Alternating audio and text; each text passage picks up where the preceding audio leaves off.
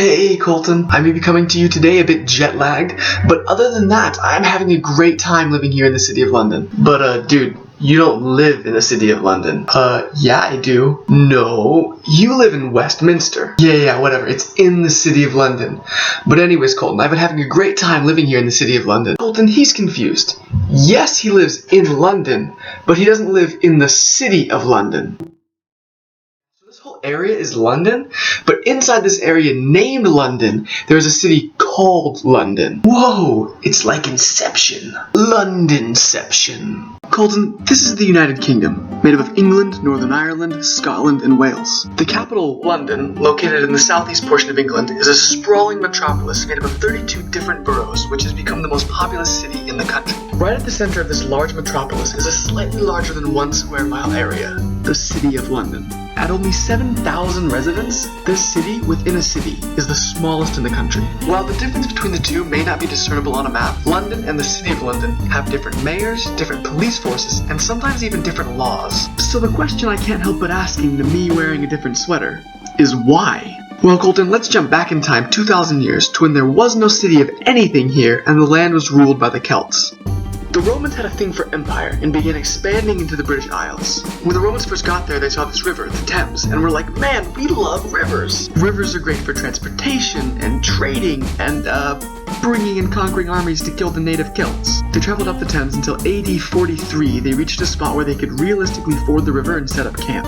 This became a thriving little settlement known as Londinium. The Romans immediately started doing what they do best. You know, building buildings, constructing roads, oh, and don't forget killing, raping, and pillaging. Turns out Celtic people don't really enjoy being killed, raped, and pillaged, and in 60 AD, one particularly unhappy Celtic woman named Boudica began fighting back against the Romans. She was so dang scary that as she traveled to Londinium, the city was evacuated. Eventually, Boudica and her army were stopped by General Suetonius, but not before they had killed nearly 100,000 people and burned several cities to the ground, including Londinium. Although, as a city, being burned down is a pretty rough turn of events, the destruction of Londinium gave the Romans the opportunity to rebuild the settlement and upgrade it from a thrown-together trading post into a master-planned city, complete with a fancy new wall, perhaps in fear of Boudica 2.0.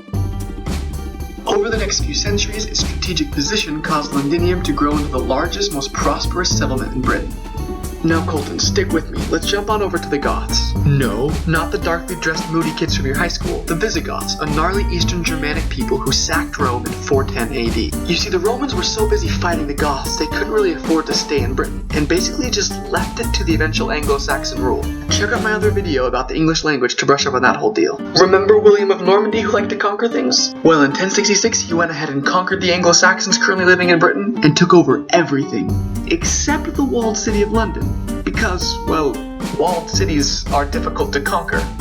After a bit of threatening from without and threatening from within, in 1075, William granted the citizens of London a charter which basically said that the city of London was like a super special snowflake, and therefore got to be all special and snowflake-like. By the late 16th century, London increasingly became a major center for banking, international trade, and commerce, making the city of London one of the most important economic centers, not just of the UK, but of the world. This special snowflake status has also led the City of London to be just an all-around unique place. The city is governed by the City of London Corporation, and the leader is not a boring old mayor, but is the Right Honourable, the Lord Mayor of the City of London. He wears funny clothes, has lots of ceremonial responsibilities, and is elected in a weird process that I won't even pretend to understand, where both people and companies get to vote. Additionally, sometimes laws passed by the Parliament just, don't affect the City of London. Because remember, they are a special snowflake. Oh, and if that wasn't strange enough, if the king or queen of the country wants to go inside the city,